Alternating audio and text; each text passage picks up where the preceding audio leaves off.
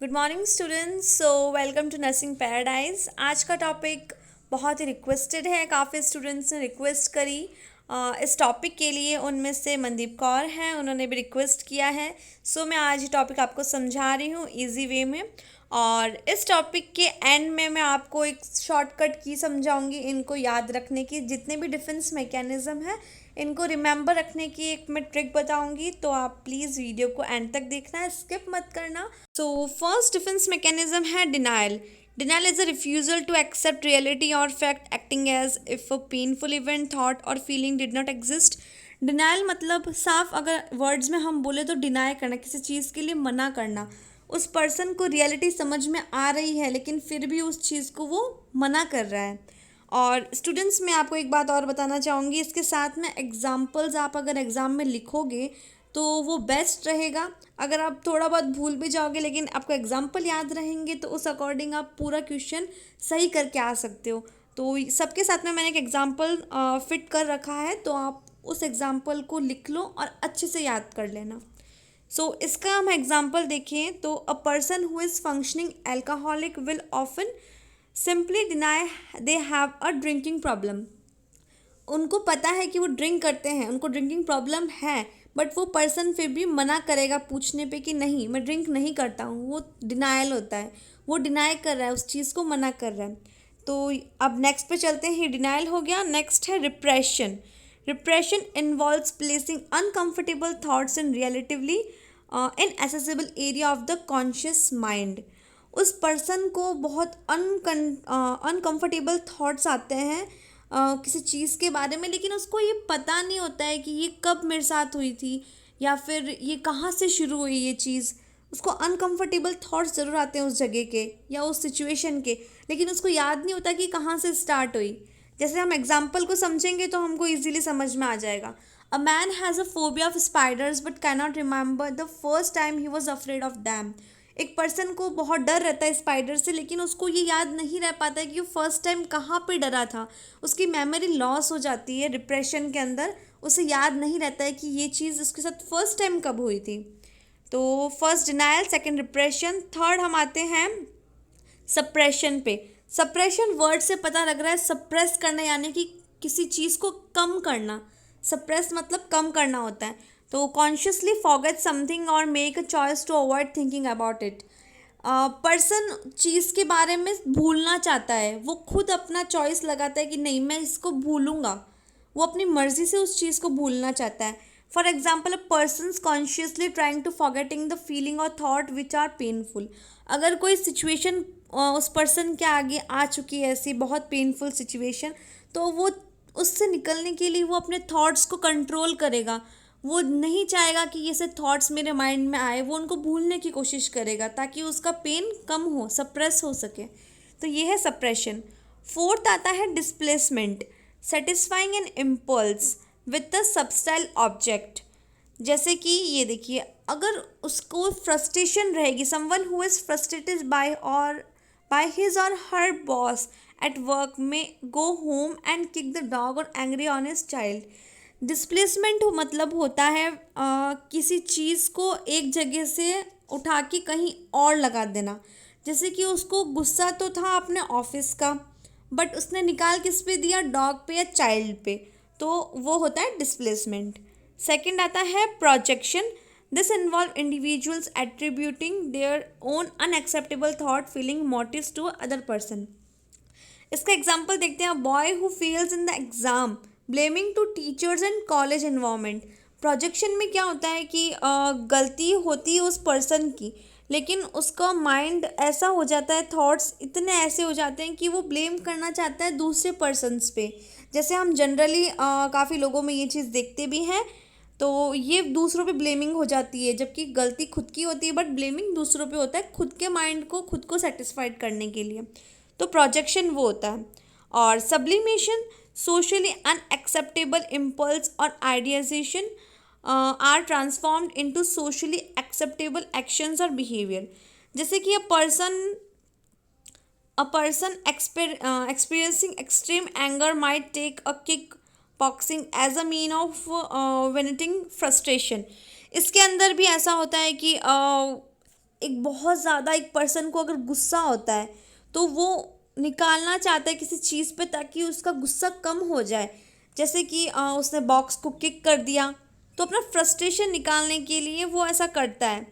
हमने प्रोजेक्शन देखा ऊपर, प्रोजेक्शन भी आपको लग रहा है कि सिमिलर है इसके जैसा, बट नहीं, वो अलग है। वो ब्लेम है और ऊपर डिस्प्लेसमेंट है। वो हमने हमारा जो फ्रस्ट्रेशन है वो बॉस वाला वो हमने निकाला हमारे घर वालों पर। ओके। और सब्लिमेशन के अंदर होता है जो किसी चीज़ की वजह से वो अगर एक्सट्रीम एंगर हो रहा है तो वो किक मारेगा उसी टाइम वो किक मारेगा बॉक्स को या फिर फ्रस्ट्रेशन निकालने के लिए। लेकिन डिस्प्लेसमेंट में हमने क्या देखा था, वो घर जाके अपने बच्चों पे और या फिर डॉग पे वो गुस्सा निकालता है। लेकिन ये जो सब्लिमेशन वाला होगा वो एट द टाइम हो जाएगा, हैंड टू हैंड हो जाएगा, गुस्सा वही निकल जाएगा। सेवेंथ आता है रिग्रेशन। रिग्रेशन जैसा हम रिग्रेट वर्ड सुना होगा, पछतावा जिसे हम बोलते हैं। तो इसमें क्या होता है, this is movement back in psychological time when one person is faced with stress. For example, 25-year-old man behave like a child. एक मोमेंट ऐसा आता है साइकोलॉजिकल टाइम का कि उस पर्सन को बहुत ज़्यादा स्ट्रेस हो जाता है। स्ट्रेस होने की वजह से वो एक चाइल्ड की तरह बिहेव करने लग जाता है। जैसे कि अभी इसमें 25 ईयर का ओल्ड मैन है, वो बहुत एडल्ट होता है बट फिर भी वो बिहेव किसके जैसे कर रहा है, चाइल्ड के जैसे। नेक्स्ट है रिएक्शन फॉर्मेशन। इसको अगर हम सिंपल वे में समझना चाहें तो जैसे कि जिस पर्सन को जो फीलिंग होती है वो नहीं बोलना चाहता है अगले पर्सन को, अपोजिट पर्सन को, क्योंकि उसे वो एंग्जाइटी रहती है, अंदर एक डर रहता है कि मैं जो बोलूँगा वो उसको एक्सेप्ट करेगा या नहीं करेगा, या मेरी फीलिंग्स क्या पता गलत भी हो सकती है। तो वो उस चीज़ को डर के मारे, हम इसको सिंपल वे में बोलेंगे, उसको डर के मारे वो नहीं बोल पाता है वो चीज़ें, और फिर नहीं बोलने के चक्कर में वो जो सामने वाला बोलता है उसकी हाँ में हाँ मिलाता है, बस हाँ इस तरह से।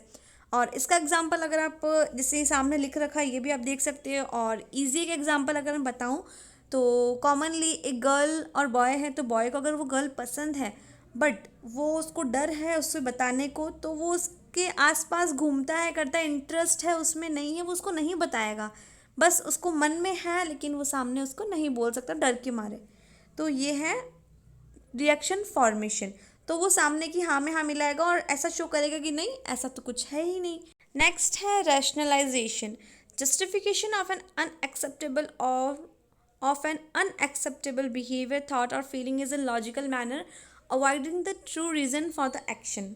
इसको अगर हम सिंपली वे में बोले तो रैशनल मतलब होता है तर्क देना। जैसे कि अगर कोई प्रॉब्लम है लेकिन वो पर्सन तर्क देगा कि नहीं ऐसा तो हो ही नहीं सकता, ऐसा कैसा, ये कैसे हो गया, जबकि रियलिटी उसको मालूम है कि उसकी वजह से मिस्टेक्स हुई है या उसने ऐसा कुछ किया है, बट वो क्या ब्लेम करेगा, तर्क देगा कि नहीं ऐसा तो हो ही नहीं सकता, ऐसा कैसे हो गया। तो तर्क देना होता है रैशनल। और रैशनलाइजेशन ये एक सिचुएशन है जहाँ पे वो एक पर्सन तर्क पे तर्क देगा। नेक्स्ट है fantasy. Gratification, frustrated desire by imagining achievement. A handicapped person seen in own dreams that he become a great player, which is not true, only in imagination. Fantasies हम जनरली समझते हैं word, एक imagination world होता है fantasies, जो हमारे mind में चलता है, जो रियल में नहीं होता है, सिर्फ हमारे माइंड में वो थॉट्स चलते हैं। जैसे कि इस हैंडीक्राफ्ट को एग्जाम्पल में एक सपना आया कि वो बहुत ही ग्रेट प्लेयर बन चुका है, जबकि वो हैंडीकैप्ड है, तो ये रियलिटी नहीं है कि वो प्लेयर बन सकता है, बट उसको ऐसा इमेजिनेशंस में हुआ, ऐसा ड्रीम में आया। तो वो है फैंटेसीज, जो कि रियल नहीं होती है, सिर्फ हम सोच सकते हैं। 11th है intellectualization, by which reasoning is use to block confrontation with an unconscious conflict and its associated emotional stress, where thinking is used to avoid feeling. It involves removing oneself emotional from a stressful event.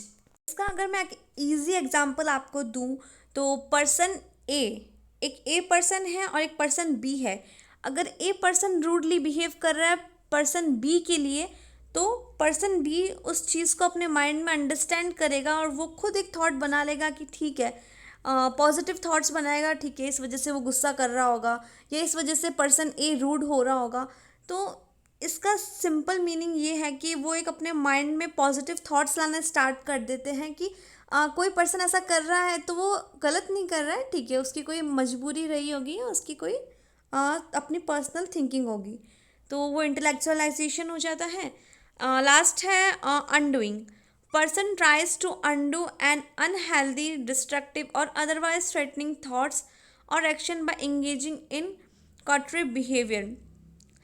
After thinking about being violent with the someone, one would then an overlaply nice or okay undoing मतलब होता है एक person बहुत ज़्यादा किसी पे चिल्ला देगा या कोई वॉलेंट बिहेवियर कर देगा, उसके बाद वो खुद ही थोड़े टाइम में वो खुद ही पर्सन जिसने ऐसा कुछ किया है वो खुद ही बिहेव करेगा कि हाँ गलती से हो गया या ऐसा मैंने जानबूझ के नहीं किया, या उसको प्यार से बोल के उसको कवर करने की कोशिश करेगा अपनी गलतियों को।